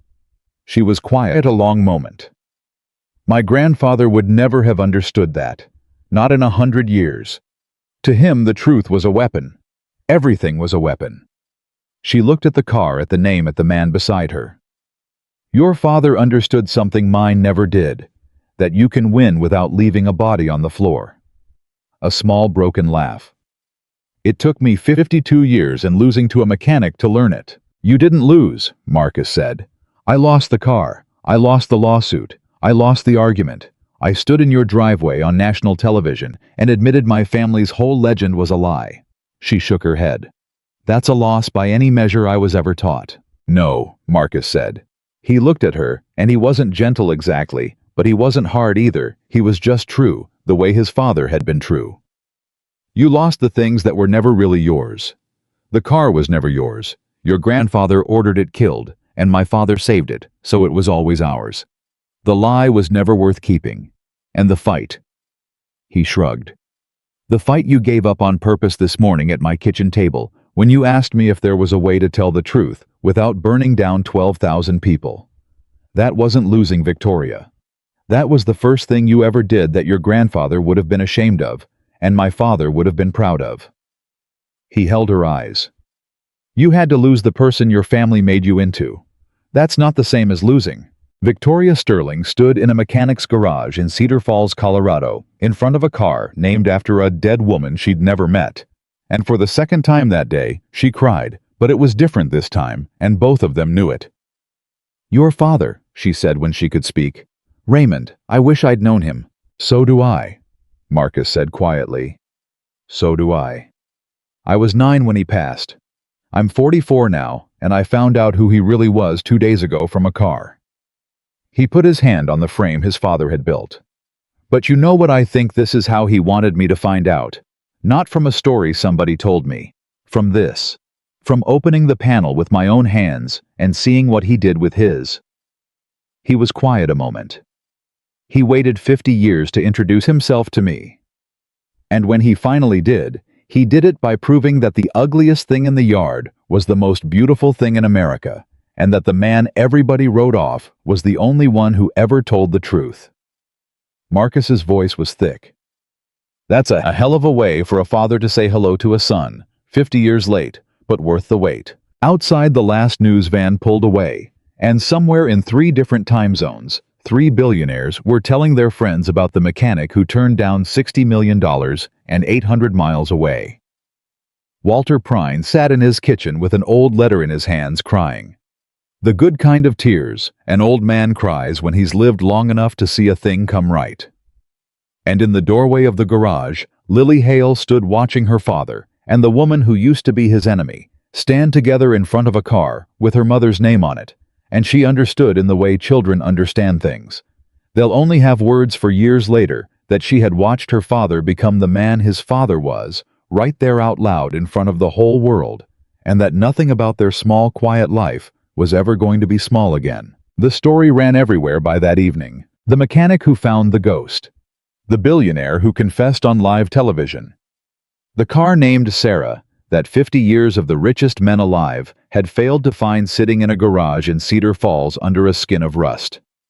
By morning, Marcus Hale's phone had 900 voicemails and a battery that wouldn't hold a charge, and he stood in his kitchen watching his own driveway on the little TV, watching himself kneel down in front of his daughter, and he turned it off because he couldn't watch it a 10th time. You're famous, Dad, Lily said, eating cereal at the table like it was any other Tuesday. I'm tired is what I am. You're famous and tired. Marcus almost laughed. Then the phone rang again, and this time it was a number he knew, and he answered it. Walter. You seen the news? The old man asked. I've seen enough of it to last me the rest of my life. Good. Then you're ready for the part they haven't figured out yet. Walter's voice had that edge again, the one Marcus had learned meant a card was about to turn over. Marcus, sit down. I'm getting real tired of being told to sit down, Walter. Sit down anyway. The old man waited until he heard the chair scrape.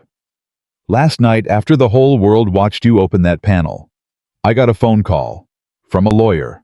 Not a Sterling lawyer, an estate lawyer. Out of Denver. And he asked me if I could put him in touch with the son of Raymond Hale. Marcus went still. Why? Because your father Marcus left something behind, 50 years ago, and it's been sitting in a safe deposit box in a bank in Denver ever since, with the fees paid up in advance, out of a small trust waiting. Walter's voice went quiet.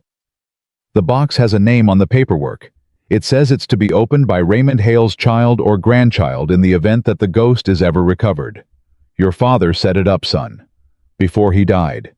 He knew someday somebody would find that car. And he left something for whoever did. Marcus couldn't speak for a moment. His hand had gone to his chest, to the inside pocket where he'd carried the auction receipt for 3 days, right over his heart. He knew, Marcus said. He knew I'd find it. He knew somebody would. He just hoped it'd be family. Walter cleared his throat. The lawyer says you and Lily need to be there in person, both of you. There's something in that box he wants opened in front of the child and the grandchild. And Marcus the lawyer wouldn't tell me what's in it. Said your father's instructions were clear as day. Nobody opens it but Raymond Hale's blood. They drove to Denver the next morning. Marcus and Lily, the same old pickup, the faded paint. Elias met them there, and Victoria was there too, standing outside the bank in a plain coat, and Marcus was surprised to see her until she said quietly, I know I've got no right to be here, but I asked the lawyer if I could come just to stand outside, because whatever's in that box is the last thing your father ever left in the world, and my family's the reason he had to hide it. I wanted to be here when it opened. I'll wait out here. She stopped. I needed to be close to it, that's all. Marcus looked at her a long moment. Then he said, Come in. Marcus, my father spent 50 years keeping this secret from powerful people who would have destroyed it. But he didn't do it because he hated the powerful. He did it because he loved the beautiful. There's a difference, and I think if he were here, he'd want the woman who confessed her whole family's sin on national television to see how the story ends. Marcus held the door. Come in, Victoria. The safe deposit box was long and shallow and heavier than it looked. The estate lawyer, a careful man named Okafor, laid it on the table in the little private room and stepped back, and Marcus stood in front of it with his daughter beside him and his hand on the lid, and for a moment he couldn't lift it, the same way he couldn't turn that last bolt, because once you open a thing, you can't unopen it. Dad, Lily said softly. It's okay. Whatever it is, it's okay. And Marcus opened his father's last message to the world. On top was a letter. The paper had gone soft and yellow, and the handwriting was his father's, and Marcus recognized it, the way you recognize a voice you haven't heard in 35 years, all at once, and completely, and his eyes filled before he'd read a single word. He read it out loud. He had to stop twice. If you're reading this, then the ghost came home and you're the one who brought her. I don't know your name. I don't know if you're my child or my child's child or somebody further down the line I'll never meet. But I know one thing about you, because it's the only way you could be holding this letter. You looked at the ugliest thing in the yard, and you saw what was underneath. That's the whole test. That's the only test that ever mattered. And you passed it. Marcus's voice broke. Lily took his hand. I want to tell you why I saved her, he read. Everyone will tell you it was because the car was worth a fortune, or because I was proving a point to the Sterlings, or because I couldn't bear to destroy something beautiful. And there's truth in all of that. But the real reason is simpler, and I never told a soul, so I'm telling you now, whoever you are. I named her after my wife. Your mother, or your grandmother, or somebody you'll only know from a photograph. Sarah. She was dying when we built that car, though we didn't know it yet, and I put every hour I had left with her into that machine because I didn't have the words to tell her what she was to me, so I built it instead. When Old Man Sterling ordered me to crush it, he wasn't asking me to destroy a car. He was asking me to destroy the last thing I ever made with her name on it while she was in a hospital bed across town. And I couldn't. God help me, I couldn't. So I hid her instead, and I let them ruin me, and I never once regretted it, not for 50 years. Nobody in the room was breathing. Victoria had turned away, her shoulders shaking. So here's what I need you to understand, whoever you are. Marcus read, his voice barely holding. The car is yours now. Sell her, keep her, give her away. I don't care, and I mean that because the car was never the treasure. The treasure was the choice. The treasure was that when the whole world told a working man that beautiful things belong to whoever's got the money, one working man said, no. Said some things are worth saving, even when they'll never make you a dime. Said the truth is a light and not a weapon. If you remember nothing else I ever leave you, remember that. You don't measure a thing's worth by what somebody will pay for it. You measure it by what you'd sacrifice to protect it. I sacrificed everything for a car with your grandmother's name on it, and it was the best decision I ever made, and I'd make it again 1,000 times. Now go live like that. Go look at the ugliest things in the yard and find what's underneath. Go save something beautiful that nobody else can see. And when they laugh at you, and they will laugh at you, you let them laugh. Because the last laugh belongs to the ones who were patient enough to look. I love you whoever you are. I've loved you for 50 years without knowing your face. Welcome home. Raymond Hale. Marcus set the letter down, with a hand that shook, and for a long moment nobody moved. And then Lily wrapped her arms around her father's waist and pressed her face into his coat, and Marcus put his hand on the back of her head, and the two of them stood there in a bank in Denver, holding on to each other, and a 50-year-old letter, and it was Victoria Sterling, of all people, who finally broke the silence. "There's more in the box," she said gently. "Marcus, under the letter." He looked down. Under the letter was a photograph, black and white, curled at the edges. 6 young men standing in front of a car, arms slung over each other's shoulders, grinning the way men grin when they've just done something impossible. And in the center of them, younger than Marcus had ever seen him, so young, it hurt, stood Raymond Hale with grease on his hands and his whole life ahead of him and no idea yet what it would cost him. And beside the photograph was a small velvet box. Marcus opened it. Inside was a ring. A woman's wedding ring, simple, worn thin, and taped to the inside of the lid was a scrap of paper in his father's hand that said only, "This was Sarah's. I couldn't bury it with her. I buried it with the car instead, so they'd be together. When you find this, you'll understand why. Give it to someone you love that much." Marcus made a sound that wasn't quite a word. "Dad." Lily looked up. "Whose ring is that?" "Your grandmother's," Marcus whispered. "My mother's." He held it up to the light, and it was thin and plain and worth nothing at all to anyone but him. And it was the most valuable thing in the room, by a mile more than the car, more than $60 million, more than anything. He hid it with the car for 50 years, so they'd be together. My mother and the thing he built for her. He closed his fist around it. He knew. He knew whoever found the car would be family. He left her ring for us. And that was the moment Marcus Hale finally understood his father completely. Not the mechanic, not the hero, not the man who'd defied a billionaire. Just a husband who'd loved a woman so much that when the world tried to take away the last thing he'd made for her, he'd rather be ruined than let it go. A man who'd hidden his wife's wedding ring inside a car for half a century, so the two things he loved most would never be apart.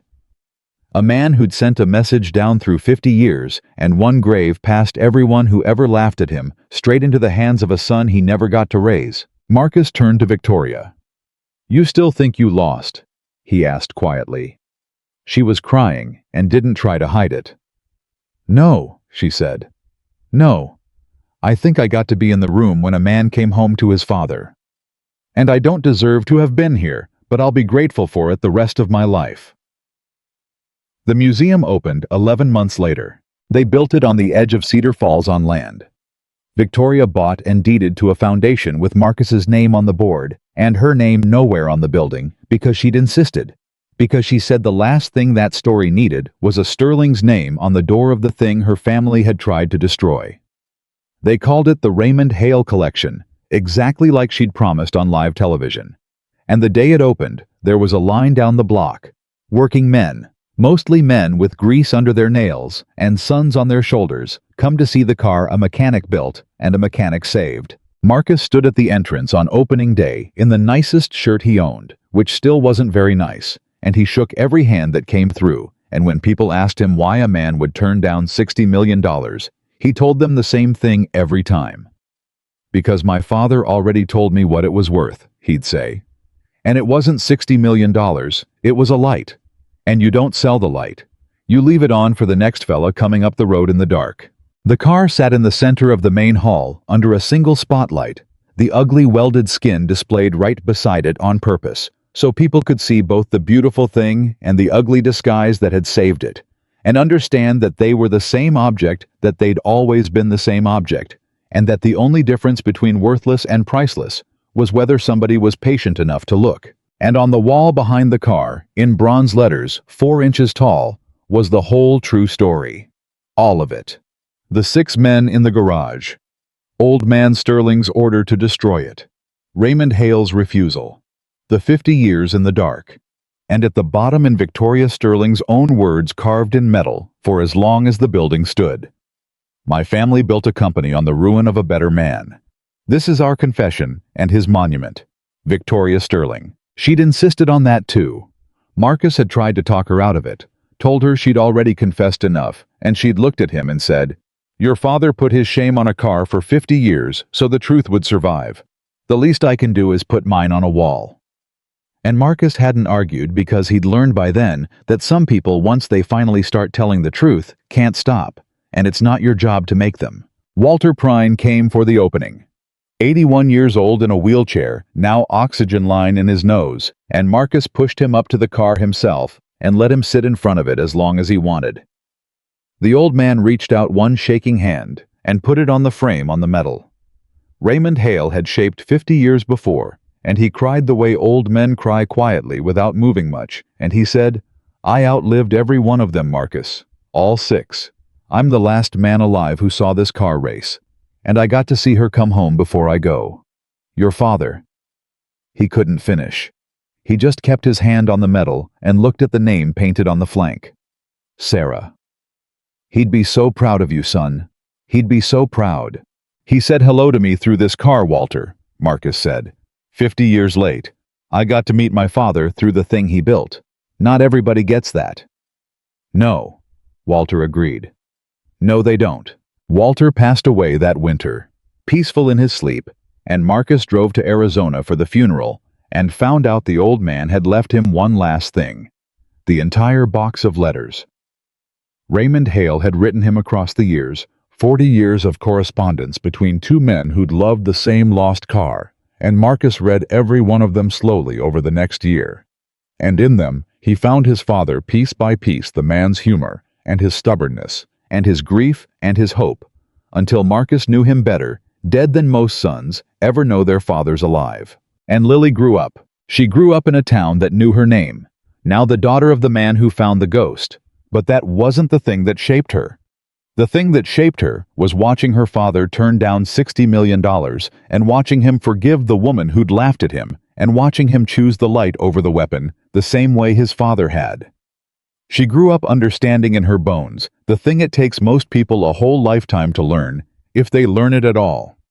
That a person's worth was never in what they had, and never in what people thought of them, and never in what somebody would pay. It was in what they were willing to save when saving it cost them everything. She went to college, first in her family. She studied history and then restoration, and then she came home, and she took over the museum, and she took over the workshop her father had built beside the house, and Marcus taught her everything he knew, the way his father would have taught him if the world had let them have that time. And on the day Lily turned 25, Marcus took her out to the garage where it had all started, the 2-bay shop with the wood stove, and he put a small velvet box in her hand. She opened it. Inside was her grandmother's wedding ring, Sarah's ring, thin and plain and worn. "Dad," she breathed. "This is Grandma's. This is, you can't give me this." He said to. Marcus's eyes were wet. In the note, he said, "Give it to someone you love that much. And I've thought about it for 14 years, baby, ever since we opened that box, about who I loved that much." He closed her fingers around the ring. "It was always you. From the day your mother and I made you, it was always you. You're the one who whispered to me in that garage that the car was there before I ever opened the panel. You're the one who said it found me. You looked at the ugliest thing in the yard when you were 11 years old, and you saw what was underneath, same as my father, same as me." His voice broke. "You passed the test too, Lily. You've been passing it your whole life." Lily wrapped her arms around her father and held on to him, and the two of them stood in the garage where a mechanic had once looked at a rusted trailer and seen a race car where a father had introduced himself to a son across 50 years, and one grave where a family had learned the truth about who they came from and who they were meant to be. And years later, when Lily Hale had children of her own, and those children asked her about the famous car in the museum with the woman's name on the side, she'd sit them down and tell them the whole story, start to finish exactly the way it happened. She'd tell them about a single father who bought a broken trailer nobody wanted for $700, while a rich woman laughed at him into a microphone. She'd tell them about the bolted panel and the axle with a stamp on it, and the letter written into the dark 50 years before anybody was there to read it. She'd tell them about the $60 million her grandfather turned down, and the ring hidden with the car, and the woman who confessed her family's sin on national television and put her own shame in bronze on a museum wall. And then she'd tell them the thing her grandfather Raymond had written, the thing her father Marcus had lived, the thing that ran through their family, like a river runs through a valley. She'd tell them, you don't measure a thing's worth by what somebody will pay for it. You measure it by what you'd sacrifice to protect it. And she'd tell them that the world had called that trailer worthless and laughed and walked away every single person in that whole warehouse. Every single person except one. Because the most valuable things in this world are almost never the shiny ones sitting up front where everyone can see. They're the ones buried under the rust, dressed up ugly, thrown in the back, passed over by every person, too busy or too proud or too certain to look closely. And they belong in the end to the ones patient enough to see them,